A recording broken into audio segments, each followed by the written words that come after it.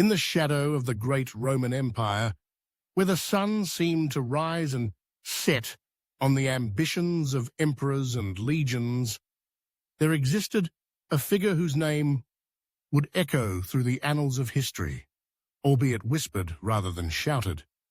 His name was Arminus, a chieftain of the Cherusci tribe, a man who dared to defy the might of Rome, and, in doing so, carved a legacy that would inspire generations to come. Arminus was born into a world of conflict and ambition. The Roman legions, relentless in their pursuit of expansion, sought to bring the tribes of Germania under their yoke. Yet, among the tribes, a fierce spirit of independence thrived, one that Arminus embodied. Raised in the heart of the Teutoburg forest, he was a child of the land, nurtured by its rugged beauty and fierce freedom. From a young age, he learned the ways of warfare, the art of strategy, and the value of unity among his people. His father, a respected warrior, instilled in him the importance of honor and the weight of leadership. As a young man, Arminus was sent to Rome as a hostage, a common practice to ensure the loyalty of conquered tribes. In the bustling streets of the capital, he witnessed the grandeur of Roman civilization, their architecture, their philosophy, and their military prowess. Yet, amid the splendor, he felt a growing resentment. He saw the arrogance of the Roman elite, their disdain for the tribes they deemed barbaric. He learned their tactics, their strategies, and most importantly, he understood their weaknesses. Arminus returned home not as a subservient captive, but as a man with a vision of resistance. The turning point came when the Romans, under the command of General Varus, sought to tighten their grip on Germania. They aimed to establish a network of roads and fortifications, believing that the tribes could be subdued through sheer force and intimidation. Arminus, now a seasoned warrior and a trusted leader among the Cherusci, recognized the impending threat. He knew that the time for action had come. He began to forge alliances with other tribes, uniting them under a common cause, to resist the encroachment of the Romans and to protect their way of life.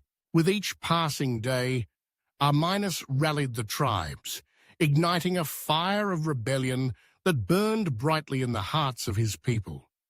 He spoke of freedom, of the right to live without the iron fist of Rome dictating their lives.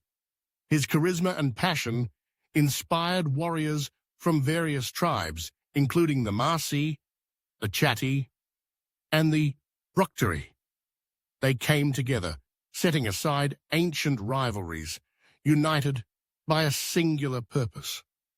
Arminus became not just a leader, but a symbol of hope, a beacon in the darkening skies of Roman oppression. The fateful clash occurred in the year 9 AD in the dense and foreboding Teutoburg forest. The Romans, confident in their superiority, marched into the heart of Germania, unaware of the storm that awaited them. Arminus had meticulously planned the ambush, using the very terrain that had nurtured him. He knew the forest's secrets, its hidden paths, and treacherous ravines.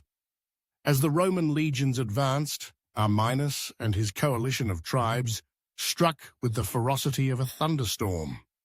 The battle was fierce, chaos erupting as arrows rained down and the clash of swords filled the air. The Romans, caught off guard and surrounded by an enemy they underestimated, were thrown into disarray. Arminus fought valiantly, leading his warriors with a fierce determination that inspired them to push forward, to fight not just for survival, but for their very identity. The battle raged for days, and when the dust finally settled, it was clear. The Romans had suffered a staggering defeat. The loss of 3 legions in the Teutoburg forest sent shockwaves through Rome, shattering the myth of their invincibility and igniting a spark of rebellion across the provinces. Arminus emerged from the battle not just as a warrior, but as a legend. He had defied the might of Rome and won, a feat that would resonate through the ages. His victory was not merely a military triumph, it was a statement of defiance against oppression, a rallying cry for all who yearned for freedom. Yet the legacy of Arminus was not without its complexities. In the aftermath of the battle, he faced the challenge of maintaining unity among the tribes. The thrill of victory was tempered by the reality of governance, of what it meant to lead a coalition of diverse peoples with differing customs and ambitions.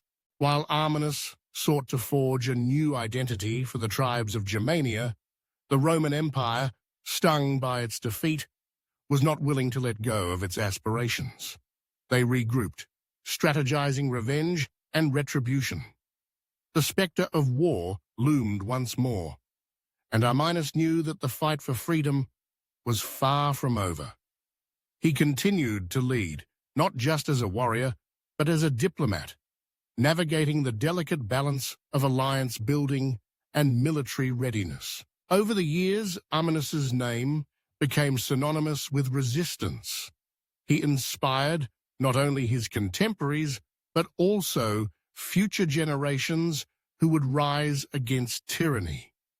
His story transcended time, becoming a symbol of the struggle for autonomy and the fight against oppression. In the centuries that followed, as the Roman Empire waned and new powers emerged, the spirit of Arminus lived on, echoing in the hearts of those who dared to stand against the tide of domination.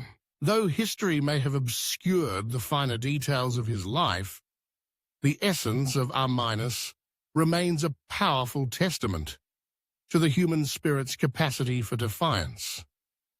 He was a man who stood against the might of an empire, a leader who united disparate tribes under a banner of freedom, and a hero whose legacy endures in the collective memory of those who value liberty above all.